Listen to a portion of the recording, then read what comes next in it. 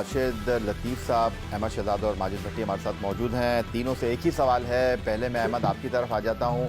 تیسرے میچ کے لیے کیا کرنا چاہیے 2 میچوں کی ناکامی کے بعد؟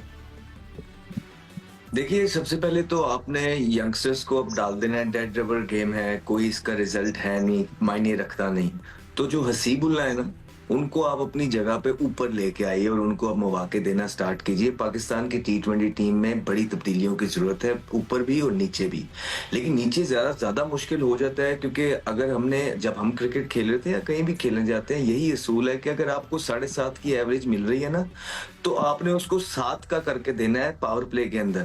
آپ ایسا نہیں کر سکتے بار بار کہ آپ وہ ایوریج جو ہے نا 9 9.5 پہ لے جائیں اور اس کے بعد آپ بھی میدان چھوڑ کے واپس پویلین کے اندر چلے جائیں.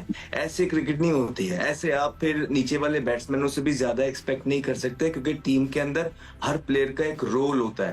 تو اگر آپ وہ 7 کی ایوریج 9.5 پہ لے کے جا رہے ہیں، پھر آپ نے وہ فنش کرنا ہے.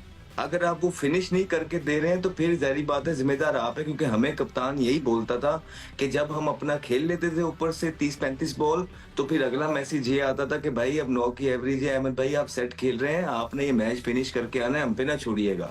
تو یہ چیز بھی دور کرنے والی ہے. وہ یہی اسی طرح ہوں گی جب ٹاپ آرڈر سے جو ہے آپ کی اچھی پرفارمنسز ملیں گی. تو اس کے بعد یہ ہے کہ پرائیڈ کے لیے کھیلنا ہے آپ نے، اپنی پرائیڈ کے لیے جیتنا ہے آپ نے. اس آسٹریلین سائیڈ سے آپ کے پاس موقع تھا اپنی رینکنگز کو اوپر کرنے کا، جو آپ نے گوا دیا ہے.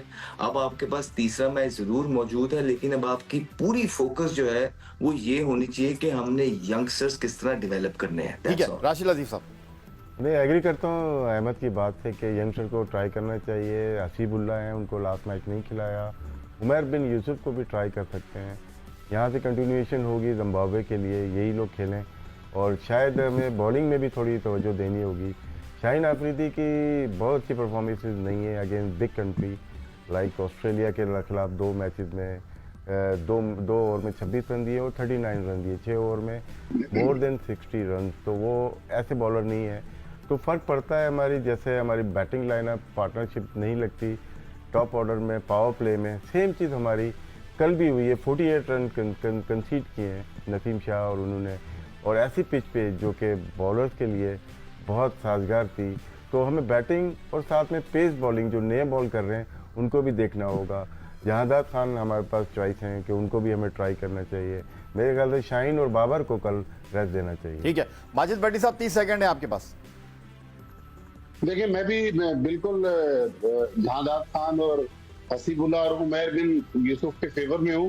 لیکن میرے خیال میں کل بابر کو ایک موقع دے دیں اور پھر بابر کو اس کے بعد اس فارمیٹ سے خداحافظ کہہ دیں اگر وہ پرفارمنس نہیں کرتا. کیونکہ بابر اعظم کو اب ہم نے بہت ٹرائی کر لیا، اس کو کہیں کہ بھائی آپ. ٹھیک ہے ماجد بھٹی صاحب، بہت شکریہ آپ کا. احمد آپ کا بہت شکریہ اور راشد لطیف آپ کا بہت شکریہ.